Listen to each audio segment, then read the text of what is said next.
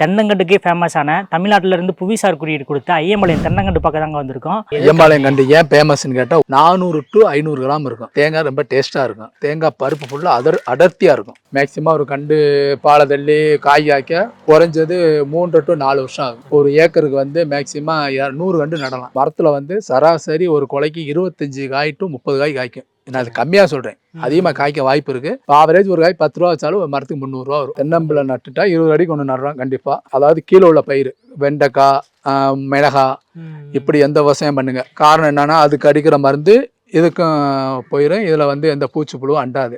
100க்கு 100% வாழை நடாதீங்க.